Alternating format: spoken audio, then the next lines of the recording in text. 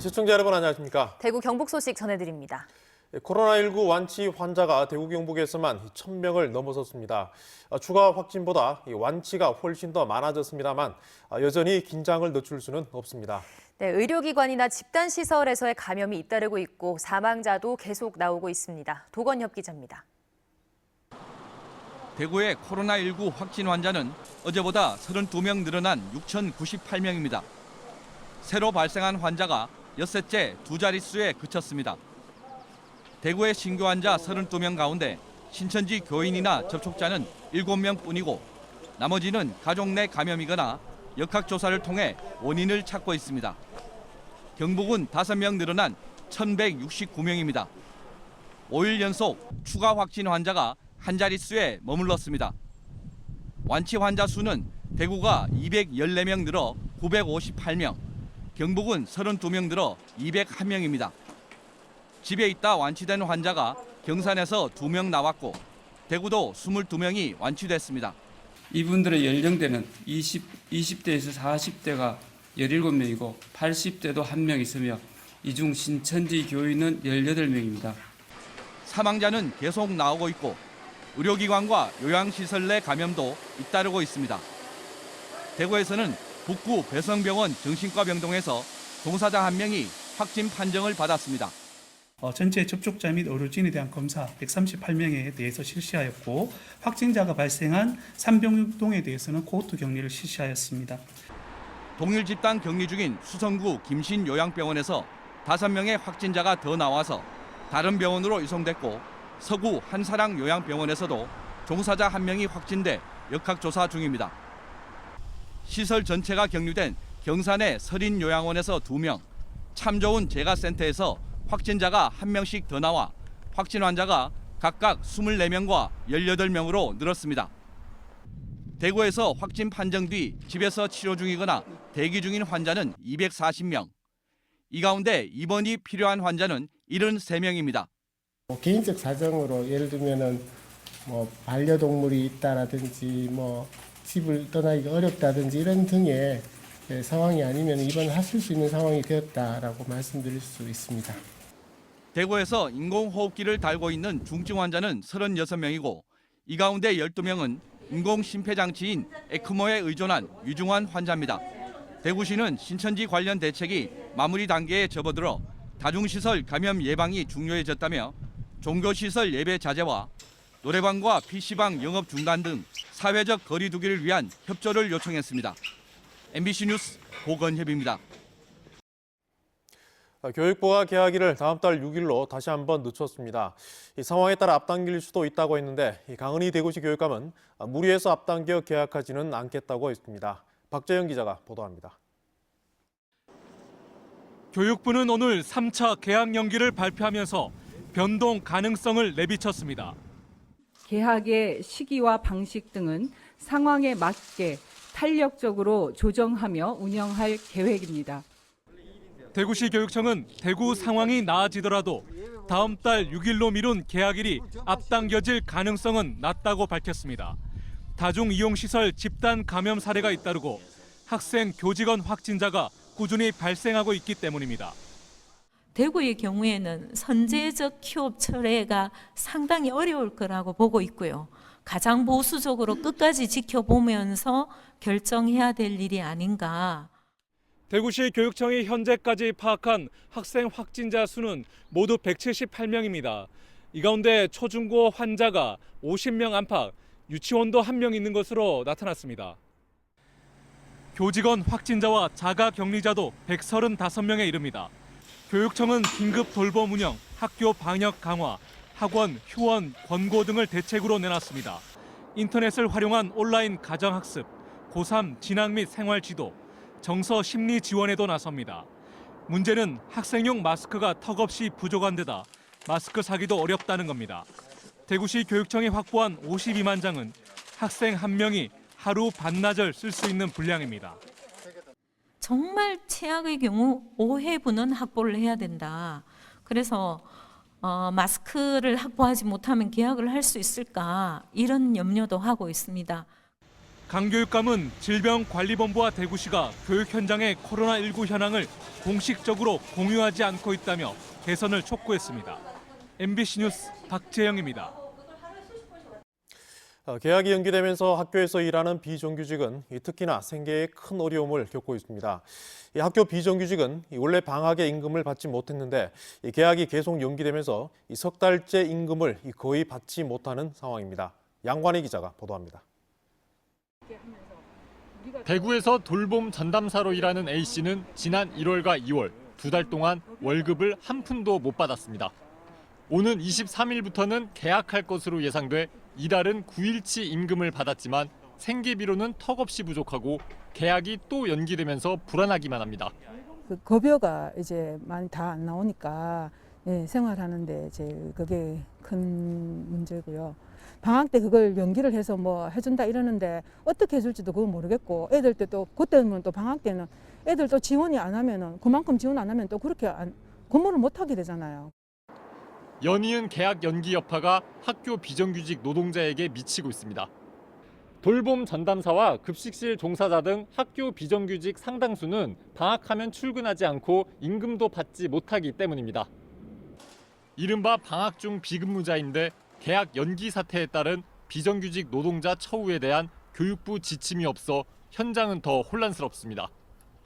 교육청은 방학 연기로 보고 무임금을 주장하지만 비정규직 노동자들은 휴업으로 보고 임금을 줘야 한다는 입장입니다. 교육청은 다음 달 6일로 개학이 더 연기됐어도 예정됐던 개학일인 23일부터 근무를 시키기로 했지만 급여는 달라지는 게 없습니다.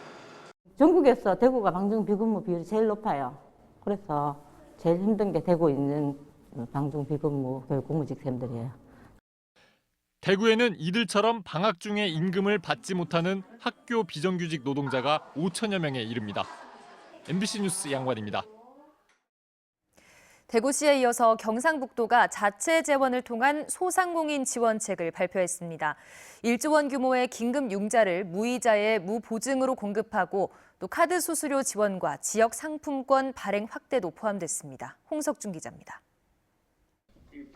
경상북도가 내놓은 소상공인 지원책은 크게 세 가지입니다. 먼저 1조 원 규모의 긴급 대출이 이자도, 담보도, 보증료도 없이 지원됩니다.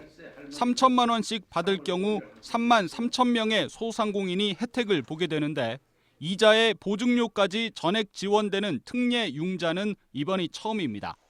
융자 혜택의 걸림돌로 지적되던 신용 기준도 대폭 완화됩니다. 신용등급 6등급에서 10등급 되는 분들은 돈을 아무리 정부에서 빌려주려고 해도 그림의 떡입니다. 이번에는 정말 그림이 떡이 아니다 하는 것을 보여주도록 노력하겠습니다. 매출액 기준 하위 6만 명의 소상공인에 대해선 카드 수수료 0.8%를 50만 원 한도에서 추가 지원합니다. 또 최대 8%인 지역 상품권 할인율을 10%로 확대하고 발행액도 5,400억 원으로 2배 가까이 늘려서 골목 상권이 버틸 시간을 벌기로 했습니다. 경상북도는 이번 대책에 1,000억 원의 자체 재원을 투입하기로 하고 세출 구조 조정을 통해 마련한 추경안을 이달 말 임시회에 제출할 계획입니다.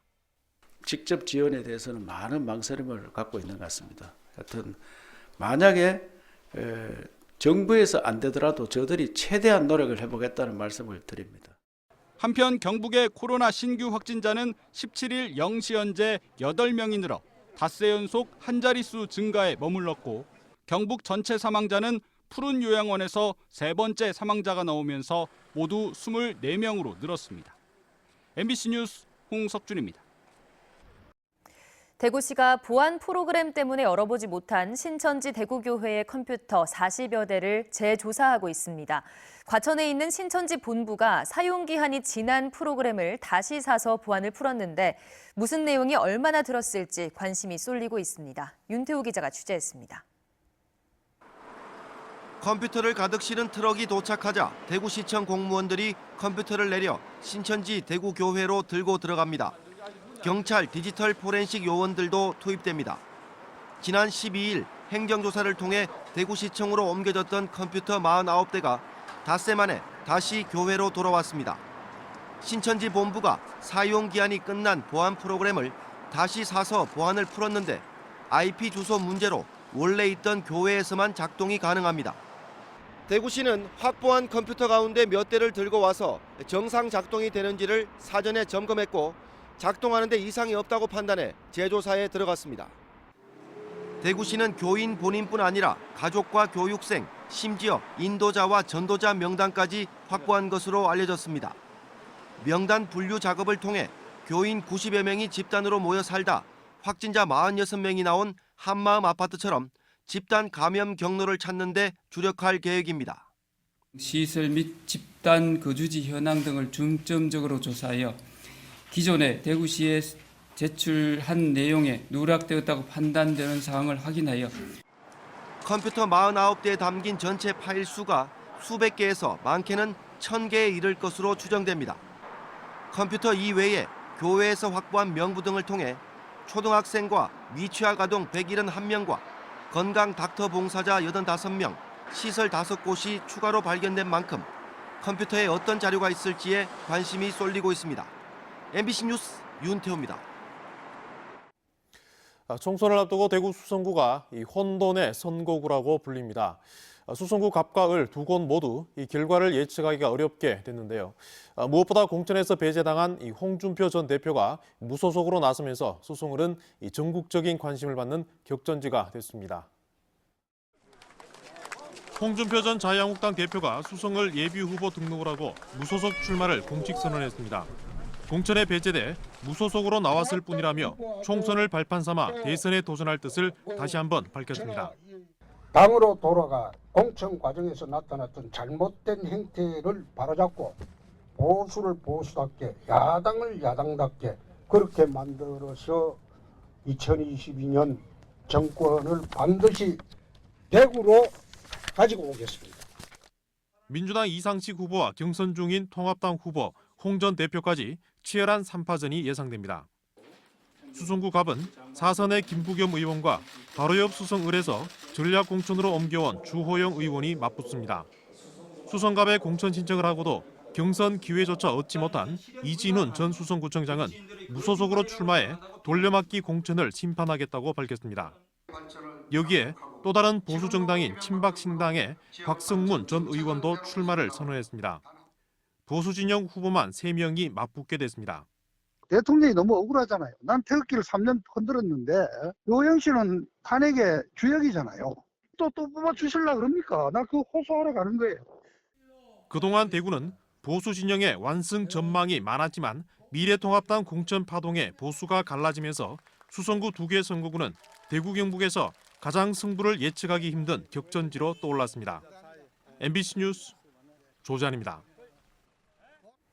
대구 서부경찰서에 따르면 그제 오후 서구 구민운동장 드라이브스루 선별진료소에서 근무하는 한 남성 봉사자가 컨테이너 휴게실에서 쉬고 있던 간호사를 휴대전화로 몰래 촬영했다는 신고가 접수됐습니다.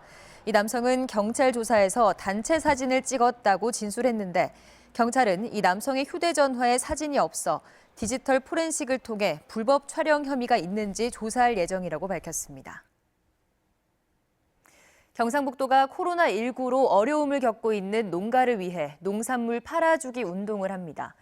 경상북도는 코로나19로 학교 개학이 연기된 데다 경북도를 찾는 관광객이 크게 줄면서 일부 농산물 판매가 줄어들자 기관별로 주문을 받아 일괄 공급하는 등 지역 공공기관과 단체들과 함께 농산물 팔아주기 운동을 전개할 계획입니다. 경북 지역 전 공공기관을 참여시켜 판매 실적이 우수한 시군은 인센티브도 제공하기로 했습니다.